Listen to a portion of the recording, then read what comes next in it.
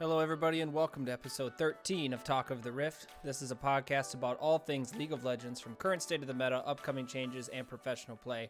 I am your host, Logan, and joining me today is only Coos. Yeah, just me.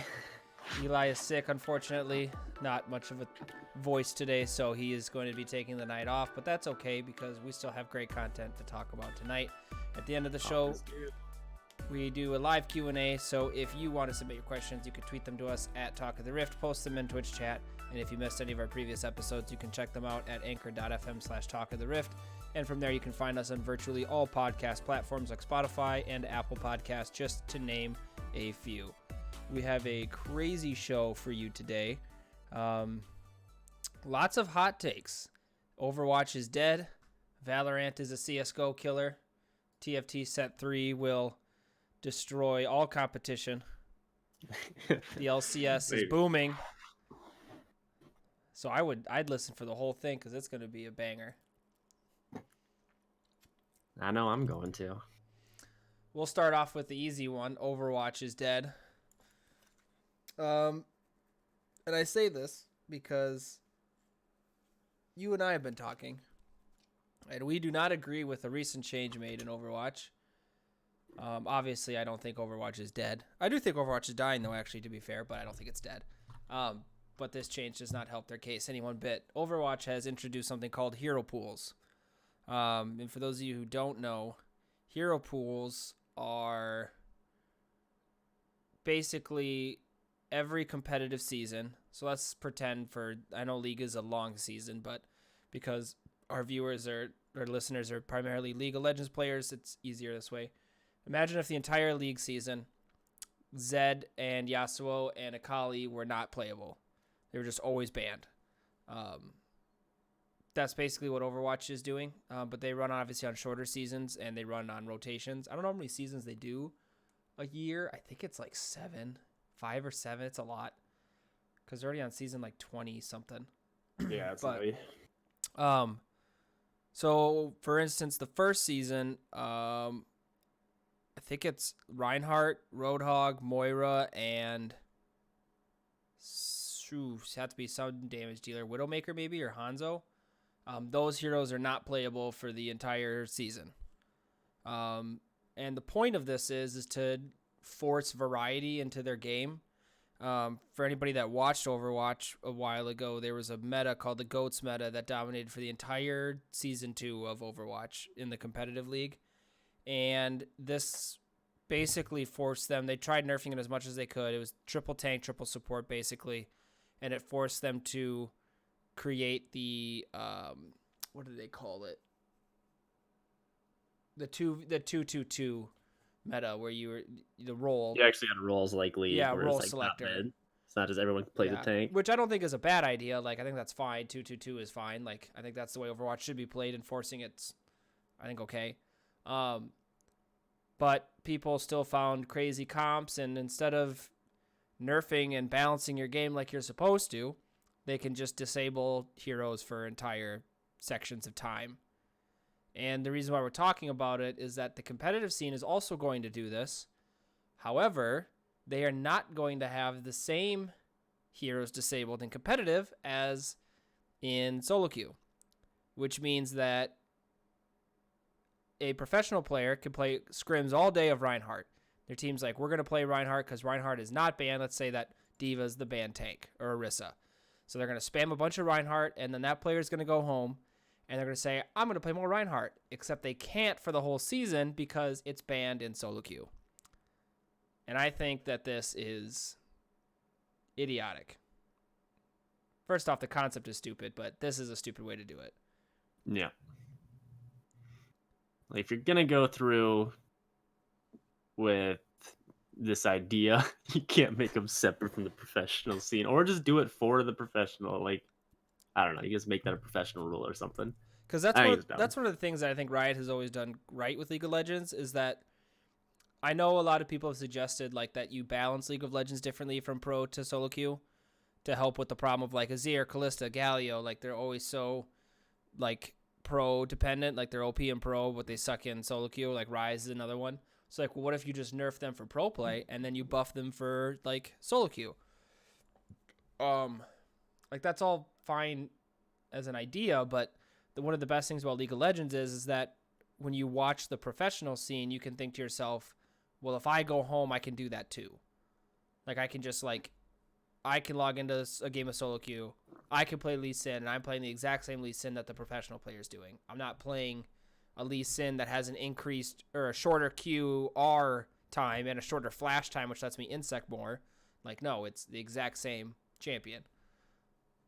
Where in Overwatch now, you have two different metas basically because different heroes are banned. Yeah. I think it's, really bad. And I'm very glad Riot is not Blizzard. Or whoever runs Overwatch. That's Blizzard, right? Yeah, Blizzard. Like, can you imagine if League did that though?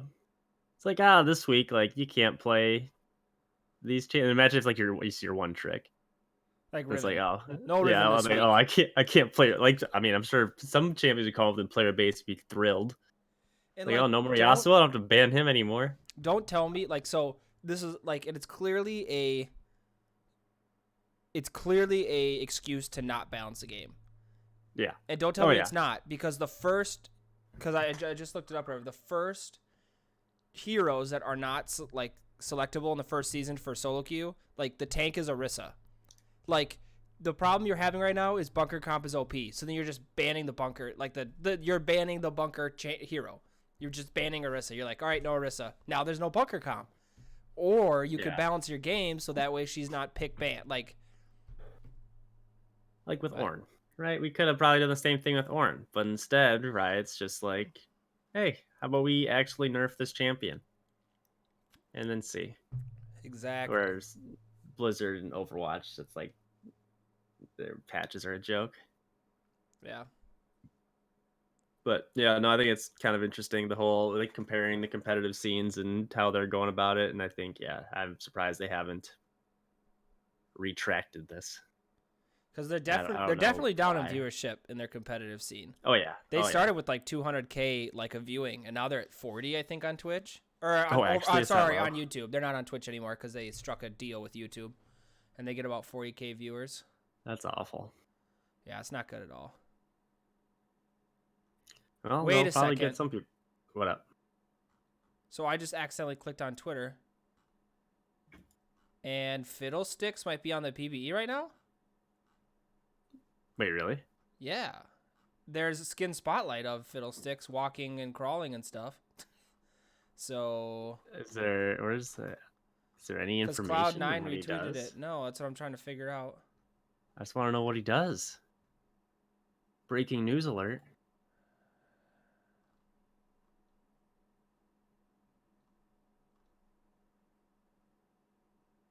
Oh, they've been doing it for an hour. Oh, Fiddlesticks Easter egg teaser. Yeah. Okay. So they're just teasing Fiddlesticks, but it's coming. It's coming though. Okay. I was like, holy crap, we're having like a live, like for the first time on our podcast, we're doing a live like take on a new reaction. Champion. Yeah, that's cool, but nope, never mind. Dang. Maybe next week. Maybe next week. I guess next on the topic, the Counter-Strike killer, Valorant, or actually it might be called Valorant, I believe. I'm calling it Valorant. So on the dive, they were pronouncing it Valorant, and they were like, "Is that correct?" And Kobe was like, "That's how Freak pronounces it." And Freak is super anal about pronouncing names, like of league champions and stuff. So they were like, they imagined that Freak was correct. So, but yeah, it's definitely still spelled like Valorant, which is like Runeterra. But yeah, whatever. Anyway, I'm gonna go. You watched the reveal video, right? Yeah, with like basically the team playing. Yeah. Yeah, it looks pretty sweet. There's a video today also they released. It's like an individual agent. Yeah, their characters called agents, and they had like the Phoenix, the guy that shoots fireballs. It's basically like flashbangs and a smoke screen. The guy is. But yeah, what do you think? I think it all looks really cool. Yeah, no, I think it looks like way better than CSGO just visually. I think there's a few things to touch up on, like at the end of that video, whatever that wall, like I don't know. There's some stuff where I was like, I don't know what the heck this is. It's like the Are toxic they going wall. underwater? Like I couldn't figure it out. So Um, one guy does poison. I can't think of what his name is, but like, so he makes a poison wall, and then Phoenix makes like a firewall, and to me it looks like it does the same thing. It's just a big smoke screen, and like going in and out of it does look very weird. But yeah, obviously it's alpha, so it's not like so there's it's always to go. Yeah. yeah. So hopefully they make that better. But I think like a lot of people were first like, oh my god, each one has so many abilities. Like this is gonna be like Overwatch, where it's not even like a shooter. It's just like about your abilities. And when you like, look closer at it, like two of the abilities are just like grenades, basically. Well, yeah, It's and like that's the thing. No It's one's like using smoke grenades. grenades and lethal grenade, whatever you want to call it. From Which what is I can just what you tell, have to buy it, right? You have to buy your abilities, so it's I don't know. It's you have the well, ultimate still, which is kind of cool, one but of them is a low cooldown. Two of them are ones that you purchase, and the third one or the fourth one is your ultimate. yeah, you have like a tactical one that you can just like gets your Yeah. cooldown. So I think it still looks balanced around the gunplay. Like it still looks more about like I haven't seen one of the abilities that's just like, oh my god, you use this and you can wipe a team. Like most of them are just like utility based, right? Or like gives Yeah. you vision and stuff like that, or like so. I don't know. I think it looks cool. For me, it looks like a cross between like CS:GO and Rainbow Six Siege. So I think it's kind of fun. Yeah. The I can't remember where I found the picture. I was hoping to pull it up quick to look at it, but oh, here it is. So it's all the weapons available, supposedly in the game, and grenades are not one of them. There are no grenades at all.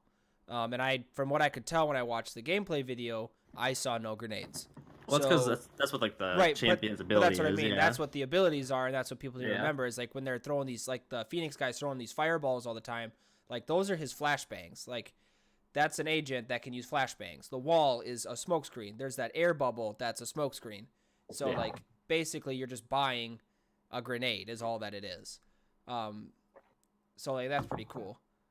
I agree that like I hope the abilities from what we've seen, and we've actually been able to see quite a few of the abilities because I think we were able to read up on all of them.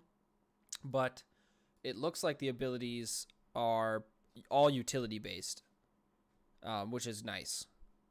Like none of them are like damn. Yeah. There's the ultimate that the one dude has the knives.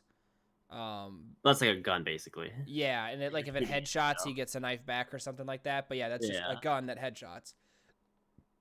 I like how the op they call it like the operator now, so it's like Yeah, the so same, still the but op. it's just it's still the op for the sniper.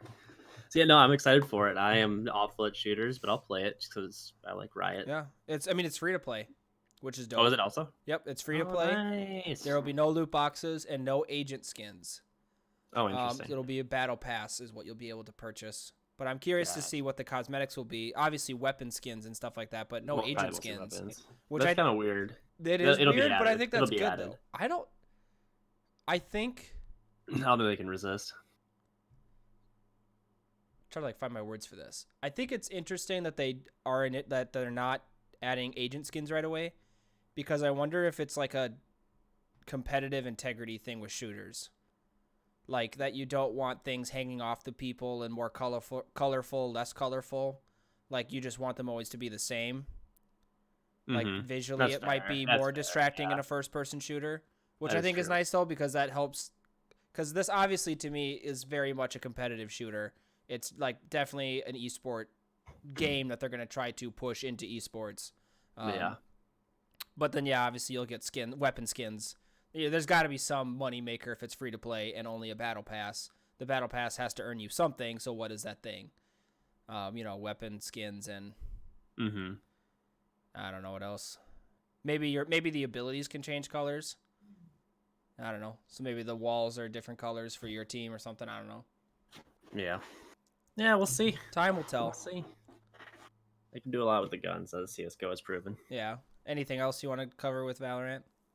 Nah, I'm excited. It's was it the summer? Is that when it's supposed to come out? Yeah. So this summer release, and I think people that do math better than I do are like, well, if you got a mid-July release, you could expect a closed beta in, April, open beta in May, and game out in July. So they were talking about at the end of March they were gonna have a bunch of streamers come to Riot to like play like a big tournament that they were gonna stream. and then to like unveil the game. But they canceled it because of coronavirus.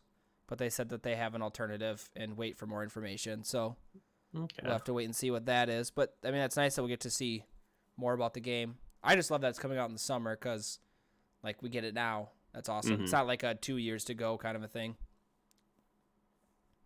Yeah, no, it's I'm happy they're pumping it out. So that means we're that much closer to the MMO, which I know is coming. I know it's coming. It's gotta soon. There's no way. It's what everyone wants the most. I want it so bad. Is that so wrong to just want it that bad? No, I need it. I need it. Inject it straight into my veins. Into my veins. I think that's all I can think of for the game. Yeah, that's pretty much all that's been released about it.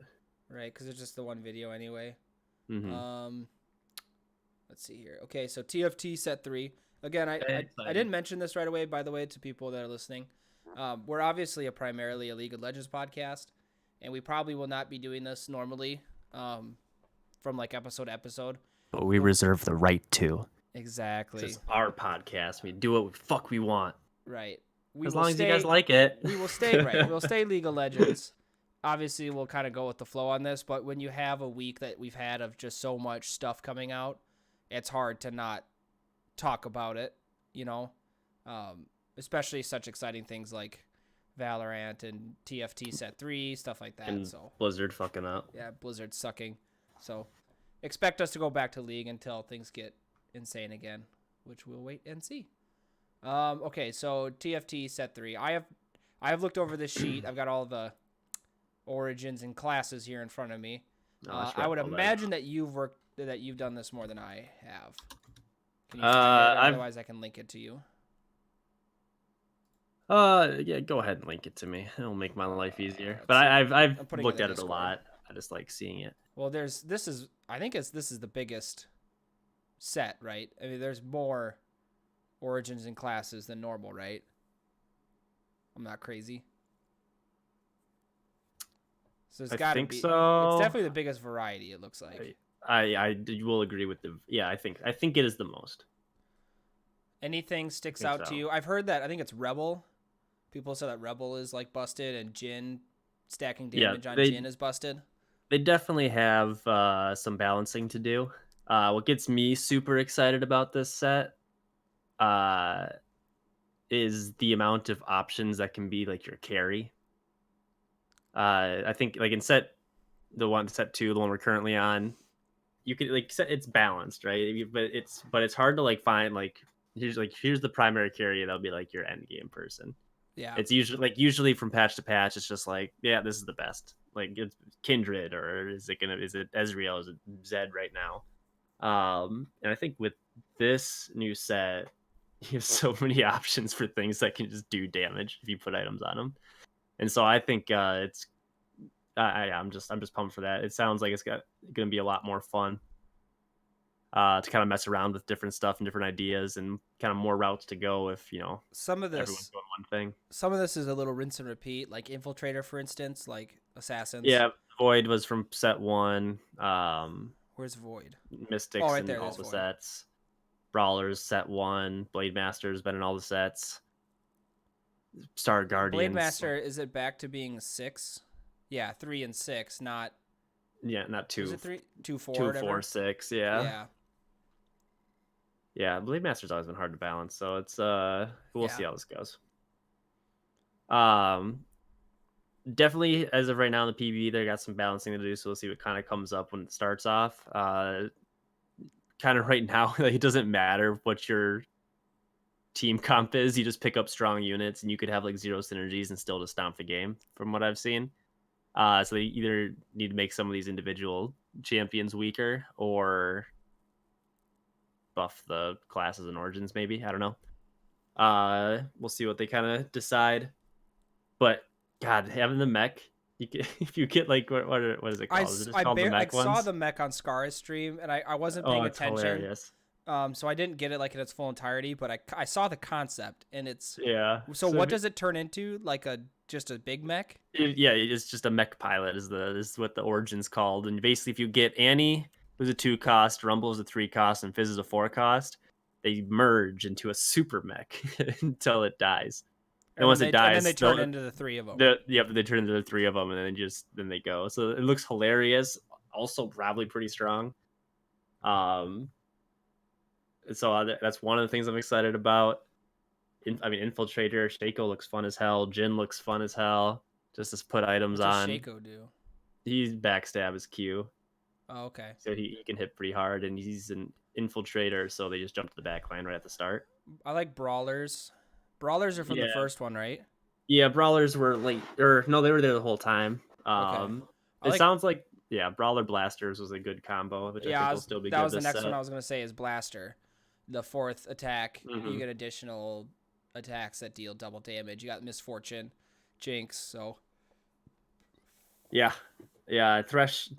It's just some of these things are so just oh, the funny. lantern, I Yeah, love Thresh it. just pulls like if you have units on the bench, like Thresh's ultimate will pull units. If you keep pulling units, you keep pulling people off the bench. I think he's probably overrated. I don't know if it's actually that good. I would It's imagine it's fine probably more because like you're not gonna have all these high cost units that like on your sync bench. up. Yeah, Like yeah, well, like you'll be able to you bring one can't. more You in that can't. can You like have no contribute. gold. Right. Yeah. You'll bring in one more, like, you'll bring in that extra Blade Master, for instance, but, like, Hmm. you'd have to only have the Blade Master to guarantee it's going to work every time so he doesn't pull a other random unit. And then aside from that, you're going to pull one cost units that are going to just die to AoE.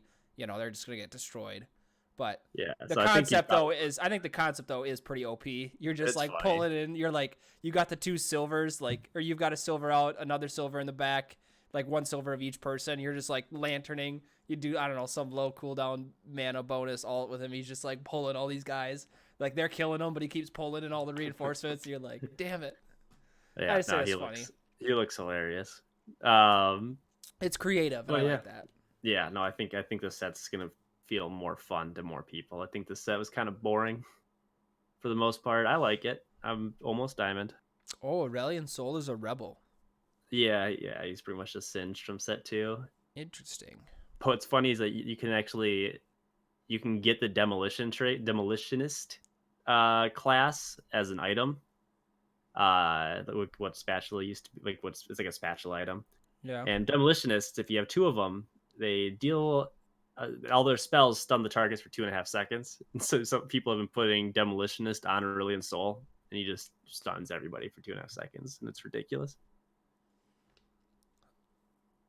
I But see. yeah, I was looking at Valkyrie or whatever, where they crit targets below 50% health, and she's also an infiltrator. I like that a lot. That's cool. oh, Kaisa, yeah, Yeah. yeah, Kaisa could be kind of fun. She's a 2 cost too, which is There's just nice. so many of these units that just looks like super fun. Space pirate, like if you have four of them, you can have a chance for dropping an item whenever you kill an enemy champion. So like during your PvP matches, you can get items with that. And with like Gangplank and Misfortune, like once you get them, I think it's just them. Yeah, you just need one of them, and you will have like upgrades for their abilities that you can buy from the shop to like make them better. So it's just it's so many things like that. It's just I don't know. I feel like I'm gonna have a blast with it. That's I was reading kind of Celestial it. now. I like Celestial. All allies heal. I know Chrono 6 is disgusting.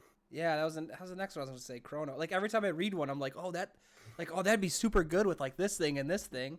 Like, and then I'm like, oh my god, no, that'd be good with this thing. It's like there's a lot of Yeah, strong origins and classes in this one, I think, compared to a couple of yeah. previous ones. You like Chrono Sniper with like Caitlyn Jin, and then whatever Chrono people you want. Dark and Star. those guys just pop off. Dark Star with Jin. Also, you put him in the back, he dies last. He just does ludicrous damage. Because every time a Dark Star champion dies, a next Dark Star ally will do a lot more damage. So how does mercenary work? Mercenaries can be paid gold to upgrade their ability. Like what is that? Yeah, that's what I was talking about with Gangplank and Misfortune. Like once you buy them, you'll have a chance in your shop that'll be just instead of a champion, it'll be an upgrade for Gangplank Oh, or Misfortune, and okay. they'll upgrade their. I think it's their ultimate, but I can't remember. It might be Okay. their champion in general. Gotcha. Okay. But yeah, no, I think this will be It's got a lot. It reminds me a little bit more of Set 1. Which is good. I Um, liked Set 1 better. yeah, I don't know which one. Maybe that's. I don't know. I think I did too. But I don't know. There's some fun stuff you can do. Zed is hilarious right now. But he's not in this one. Was he in? I can't remember if he was in the first set. I don't think he was. Who? Zed. I don't think he was, but maybe he was. Yes, he I don't was. remember. Was he like a He 2 definitely cost or was. something? He Yeah. just like spawned or threw a Because he shark was in. like an assassin something. And then they I think changed he just him. threw his Q. Yeah, I think you're right. Because then they changed him to the shadow something. Yeah. People were like, what the hell? Like, he was an assassin before or something. But I know Sona's gonna be gross. And Sona will be good against like Morellos, which is always a good item. Yeah, there's just a lot of things I want to try. And I really can't. Do we know when this is coming out? Like what the date of it's supposed to be? Is like the 18th or something? well, it's on PBE, so I'd imagine it'd just be 2 weeks from now. I hope so, man. Hopefully that's Can't when wait. mobile comes out. Can't wait. Oh yeah, mobile will be good. Did you The see one their controversy. Oh, go for it. No, yeah, that's what I was going to talk about. Did you see they reverted it? Oh, did they really? Yeah, they're bringing all the splash arts back Oh, thank God. because people were so upset with it. Thank God. They Good. made a big post explaining why they did it. Yeah, Like new they people were can like, just we're reverting learn. it, but like, well, this is why we wanted to do it initially, Yeah, and it new was. people can just learn. I don't think it's like that hard. Like, I don't think it is either. yeah, I don't know.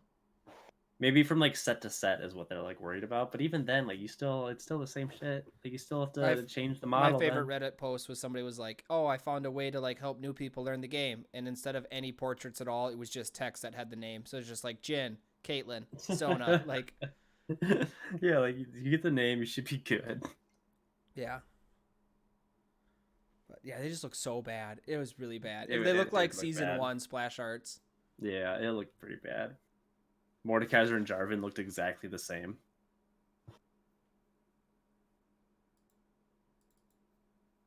That's another one that's fun too, Mordekaiser. Ah, man. All right. Need this to come.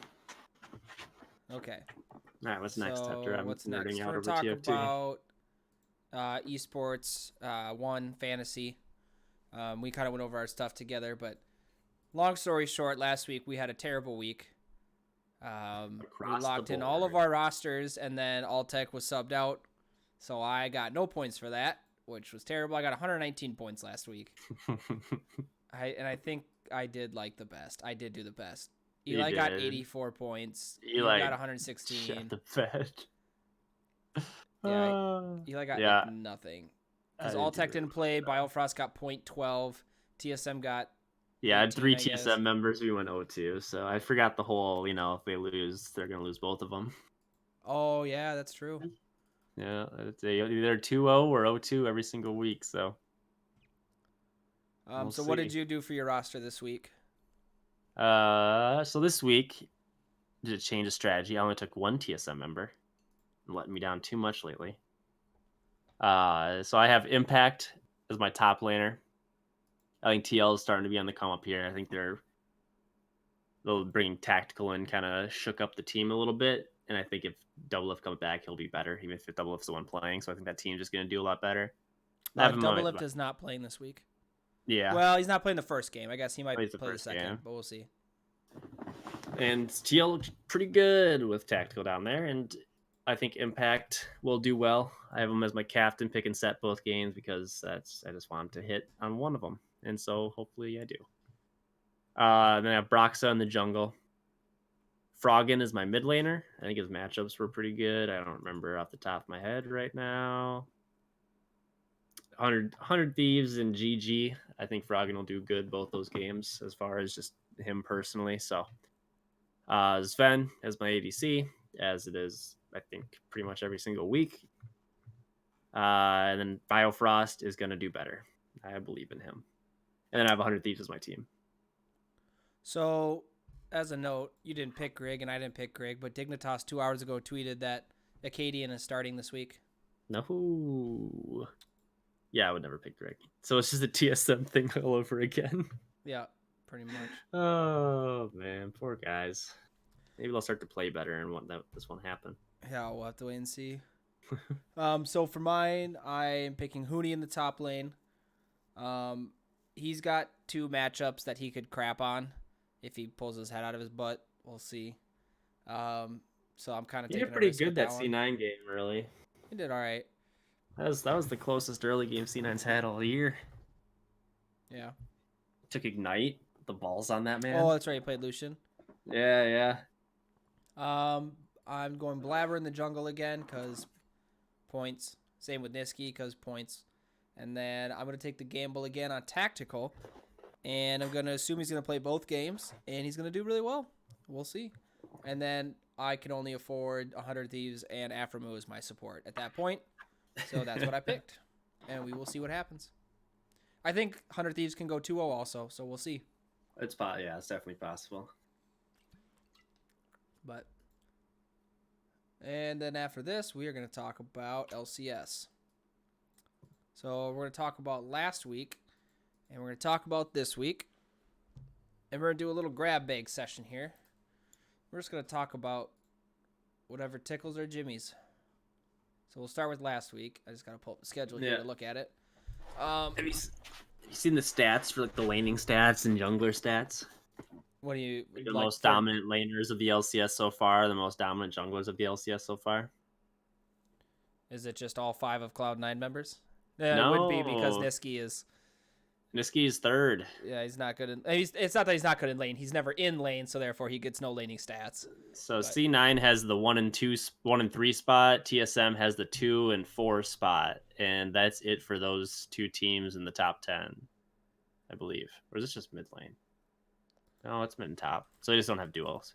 So like, are you saying like they're the best like early game players in general, or what? What's the Yes, the most dominant laners doing gold difference at 10, experience difference at 10, CS difference at 10. Game effectiveness, which is I think a thing of that. Laning, and then roaming / tower gold. Do they tell you who the players are, or? Yes. So it goes Licorice, Bjergsen, Niski, Broken Blade, then Jensen, Jizuke, Impact, Power of Evil. I'm really surprised at the Impact in Jizuke one, kinda. Jizuke is good.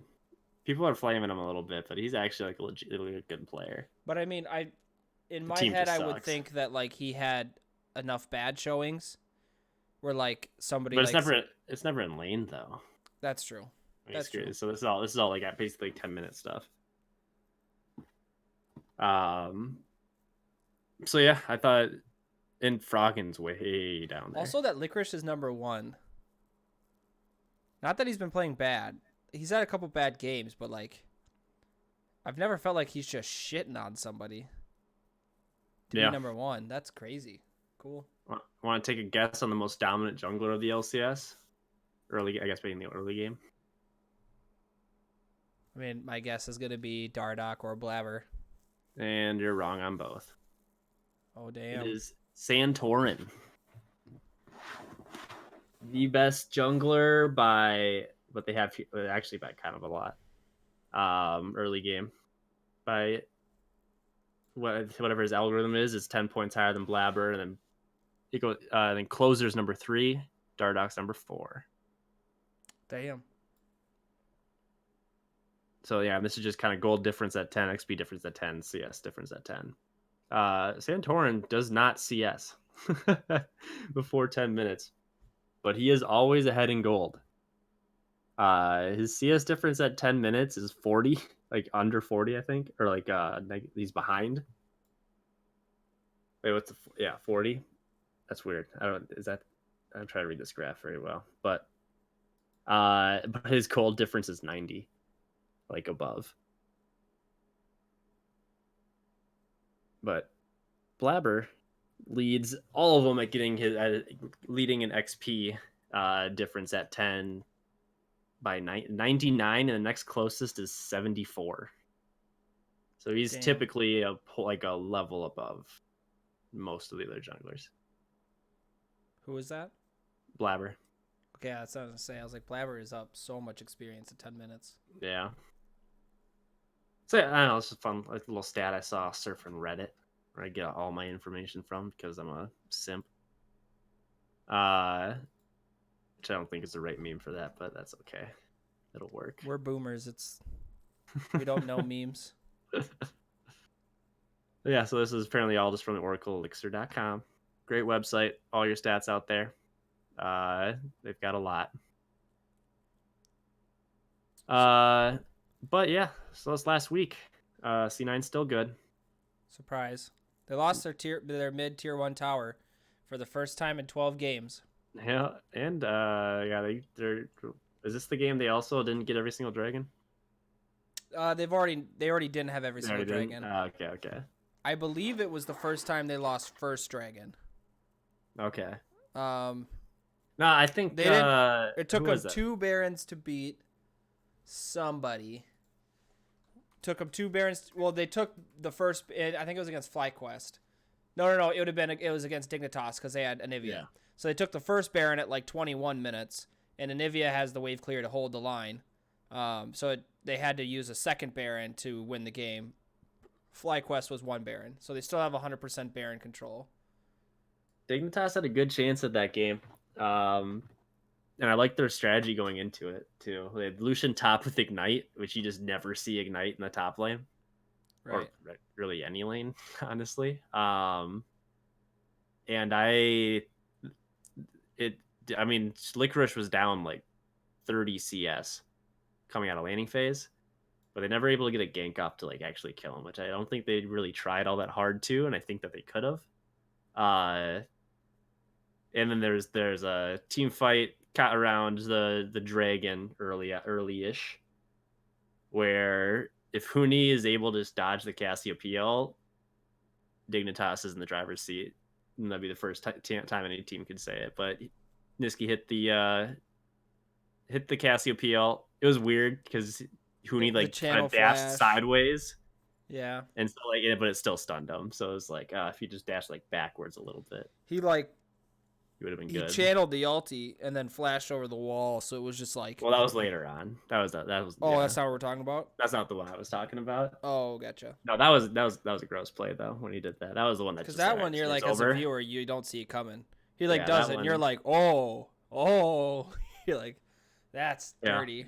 It was a good Anivia wall, zoned him off, but he had flash and because they had the wall up, the other team. Dignitas wasn't expecting the flash ult. They're all looking forward and can't stare into Medusa's eyes, or Cassiopeia's in this case.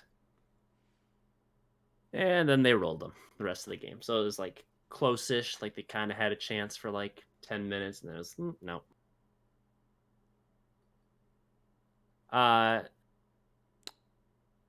Pole Belter looks good. They played Immortals and TSM, and he smurfed on TSM. Dicked on TSM. Yeah, he that was a 1v9 performance. Well, the Rumble played good. That was like Kuno's only good game. So, like, my thing with that is that or not Kuno, I was watching that game, Ruin, thank you. I was watching that game, and I was like, when does Ruin... Because I remember you tell me you're like, Ruin pops off, and I was like, oh, dope. So, like, at the beginning of the game, he flashes because invade, or a half-baked invade.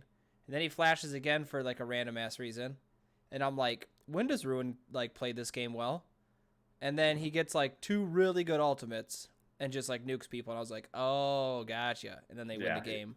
Yeah, he still sucks in lane. Yeah. But he played the Rumble. It's like super. That's all they needed him to do. Because then Pole Belter on Victor just walks at him and queues people for 1 million damage. Yeah, I got to tell you, watching Pole Belter play is like a captain leading the charge. Yeah. He is just... The team... CLG looks like a legit team now. Yeah, they actually play together, which is great to see. They've departed with Crown. They officially let him go. Yep, good. But anybody take a chance on Crown? I was seeing that Immortals should, and I really think they should. Like Ika is not playing well at all. Yeah, he's like you're not ever gonna win with him as your mid laner. Like you're not gonna win a championship. You're like probably gonna go to playoffs, but you're not gonna get past the first round probably. I guess unless you're the 4th place team and you get a double elim, so you go to the second round, whatever. But I think you just take Crown and you see what happens.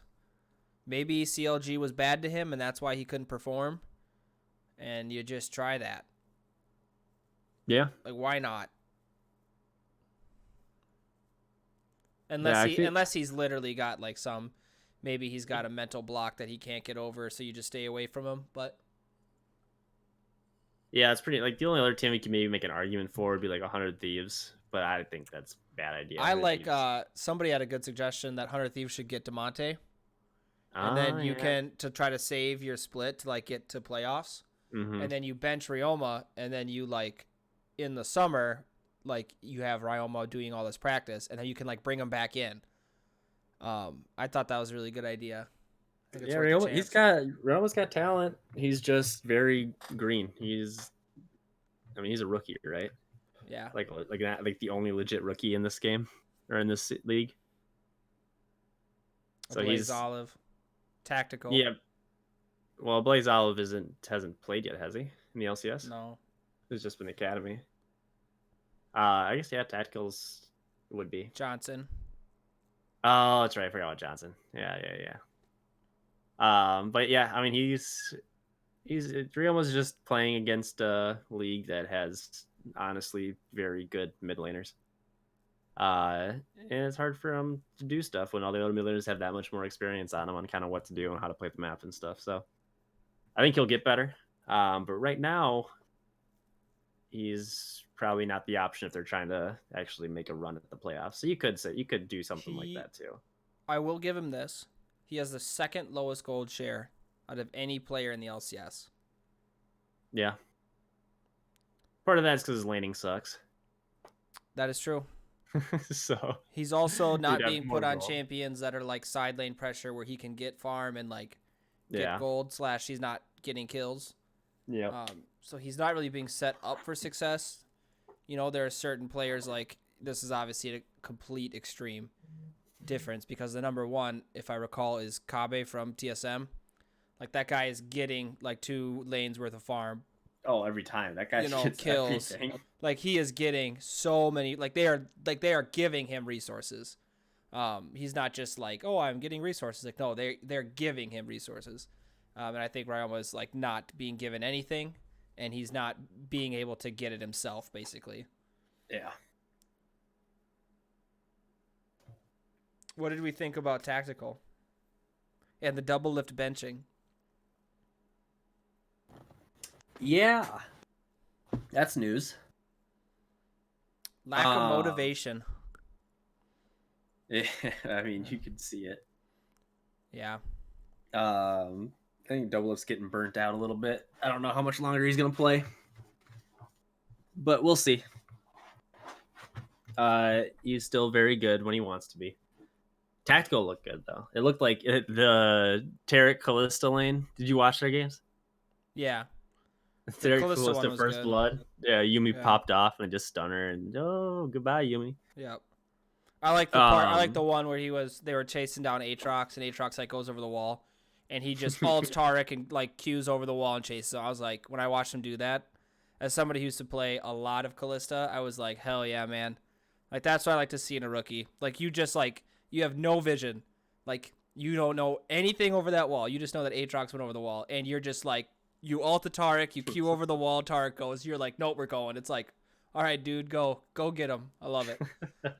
That's what I like to see in a rookie, though. Not the hesitation of like, oh, he's gone, time to turn around. It's like, try to make plays. Yeah. Yeah, no, I thought he looked good. And TL looked much better. I think it's probably more that Broxa had another week playing with them versus the fact that Doublelift wasn't in the game. But overall, TL just looked a lot better. And they're finally turning it around, which took a lot longer than people would have thought. Because this episode is built on overreactions. Oh, sorry, yawn. I'm going to give you an overreaction scenario. At what point If you were the owner of Team Liquid, you were Steve, at what point would you trade Doublelift and start tactical? What would it take? What would it take for you to make that decision? Oh man, that's a tough one. I mean, I'd have to see more. Some I think examples. as long as you keep winning. I mean, if you win the whole way, you keep going with tactical. Honestly, So like if Team um, Liquid 2-0s this week then you keep and tactical. Doublelift doesn't like he tweeted he's like I'm going to improve my mental, like I'm not motivated but I am now, so like I'm going to prove it. So you don't think he's proven it. Tactical went 2-0 again. You put him in again, he goes 2-0 again. And now you're at week 8. Yeah. Cuz this is like week who do you? 7. Yeah, I don't know. Like you don't trade Doublelift is the thing because like what do you get? Like what you get cash is like basically like what do you like? What is trades? His contract is up this year. Yeah, yeah. So Actually, I'm pretty not sure it might it not re-up might it. actually be over the split. Ooh, TSM Doublelift return. Hold up. Probably not. Yeah, no, I don't know. If they keep winning, like, if they get 2-0 this or they go 0-2, then you bring Doublelift back. I don't think it's like a question. But if they go 2-0, Oh, it was a 3-year deal. So after this year, he's done. Okay. Yeah, you keep running with the guy. If he keeps winning, otherwise you go back to Doublelift. But like I just feel like trades like don't mean anything in the LCS. Like, what do you get? Like, what does that team need back? Like nothing. And they give away. Yeah, I don't know. It's not like it's not. I don't know. It just doesn't. There's no bench, right? There's no. You're not gonna send Doublelift to the academy, right? Doublelift to look at you and say, "Well, then trade me." Like I'm done. I'm not playing. Get rid of me. Like when somebody gives you an offer, take it. Like he probably like listened to Doublelift because he's got you guys like 3 championships. Right. Like you probably, but like there's no benefit to trading him. He's just on a different team you have to play against, and then you have to play against Doublelift. So, but because it is Doublelift, they probably would listen to a trade. But like, what do you get back? Like, you just give TL more cash, I guess. Like, I was gonna say they don't need anything. It's money. It's like $4 million, and you use that money to get someone else. But like, who? Like, I mean, I guess maybe replace. I mean, Impact's playing still fine. I would have said Impact. I don't know. I don't know. That team like on paper is good. They just aren't playing well as a team. So, but they're starting to play better. I agree. I think Bull Belter will come back though. I don't think TL is gonna 2-0. At least I hope I didn't say that. I might have said that in our. I think. Ooh, I don't know what I said. I think I said. Let me look at the thing here. No, I think I said Liquid would beat CLG, and I could see them beating more. No, I got them 2-0. I think I took the hot take. I think it took. Nope, I took him twice. I took him beating Immortals too. Never mind. Is there any matchups next week that you're excited about?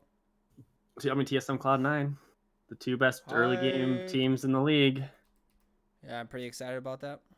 So those are always fun. Hopefully TSM doesn't do some stupid ass draft like they did last time.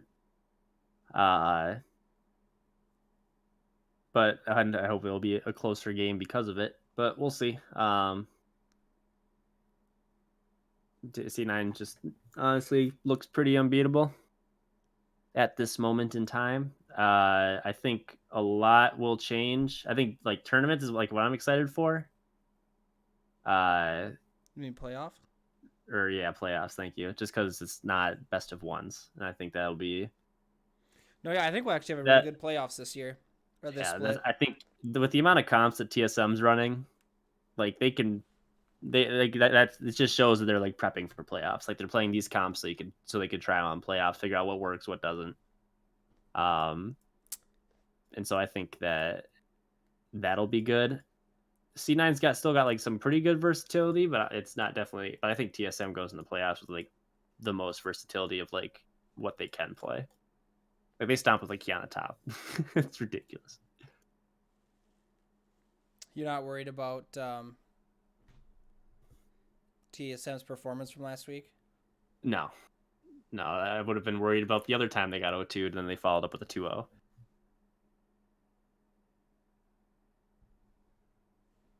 Like they looked bad, but at the end of the day, it's best of ones, and I don't put too much stock into like that much That's stock true. into best of ones over the course of a whole season. Like, yeah, you can kind of see it, but then you start being worried about it. Like, that's why CLG was obviously they got smacked every single week. But I mean, TSM's still winning games. Not last weekend, hopefully this weekend. Maybe they'll break the 2-0 thing, or maybe they'll go 2-0, maybe they'll go 1-1. I have them going 2-0 because how am I not going to pick TSM over C9? I have them going 0-2. But do you think FlyQuest beats them? Yeah. FlyQuest is FlyQuest, really good. The second place team. I think FlyQuest yeah. is actually really good. I think that they're maybe. Fun fact. I think they're good. As I heard this the other day. Did you know that there's a larger gap in wins between first and second and ninth? Yeah, that's ridiculous. That is absolutely crazy. Yeah, no one's catching C9. It's a race to second. They're the first team to lock playoffs. Mm-hmm. So. Did TL go, or did FlyQuest go 2-0 last week? No, they lost to C9 and then they won. Oh, yeah, okay. so Gotcha. 1-1. They're 8-4. Yeah, I mean, I don't think they're that much better than TSM if they are at all. So, as far as like when they play, like matchup wise, but we'll see. I think TSM will go 4-0 after this week, but I think it's another 0-2 weekend. We shall see. Anything else on the LCS? If not, this will be a short show. I don't think so. Did you see Niski's interview? No. By chance? No, I don't watch it. I don't watch interviews. It bore me. So apparently, because we all know how important scrim results are, apparently Cloud9 is not losing scrims either. And they've started issuing themselves challenges in their scrim games. So they will do things like, we will play this entire game and not die once. And then they will still win, and they won't die.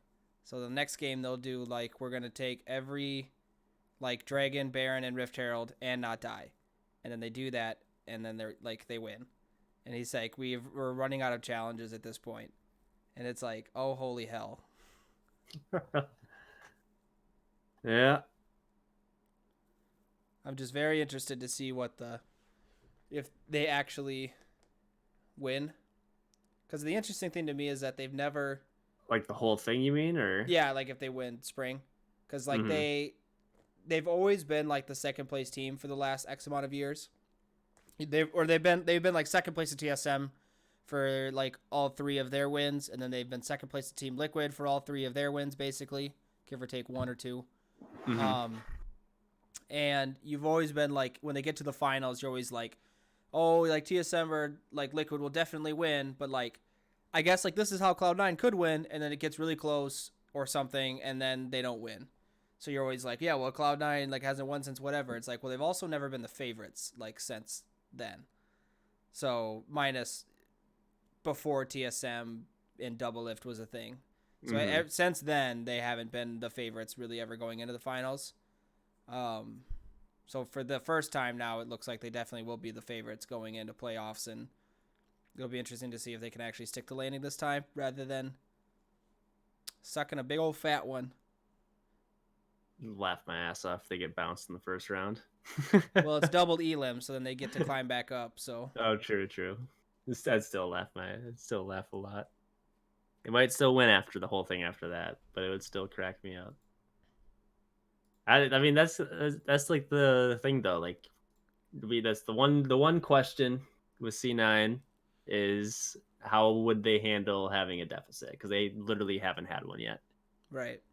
And we don't know. But maybe when playoffs comes around, or maybe the rest of the split, they might have one, and maybe they just absolutely have no idea what to do. I doubt it. I'm sure they'll still be fine. Or what if the alternative is they go 18-0, and then they win playoffs without dropping a single game? And then when they go to MSI, you're like, what do they do? Like, they haven't had a deficit through the entire spring split. Like, what do they do? And then they don't lose a single game at MSI, and they win that. Then they go into Worlds, and you're like, listen, we don't know how to do without a deficit, and we're at Worlds. I mean, yeah. I will say this though, as they obviously, so when C9 won their first playoffs or their first spring split, the first split in the LCS, they went 25-3, and then they didn't drop a single game in the playoffs. I'm just saying that it has kind of been semi-done before in a larger scale, but I mean, yeah, it's true. it would be interesting to see if it happened again, but who knows? It's all just speculation at this It'll point. depend on matchups. I mean, the difference Right. between the top teams, or I mean, C9 and the bottom teams, is Right. and since what is it, six of the 10 teams are going, and they're going to play one of the bottom two. Yeah. Uh, they'll probably 3-0 the first round for sure. Yeah. They I mean Cloud9 definitely wins spring unless another team like gets actually better. Yeah. Has to visually become better cuz there's a reason why they're 12-0 right now. And why they'll probably continue that trend in theory, but anyway, that is going to do it for us today. Remember to follow us here on Twitch and Twitter at Talk of the Rift. If you missed any of our other episodes, you can check them out on our Anchor page, anchor.fm/Talk of the Rift. From there, you can find us on virtually all podcast platforms from Spotify, Apple Podcasts, Google Play, just to name a few. Don't forget to send us your questions for our live Q&A at the end, and we will see you all next time. Goodbye.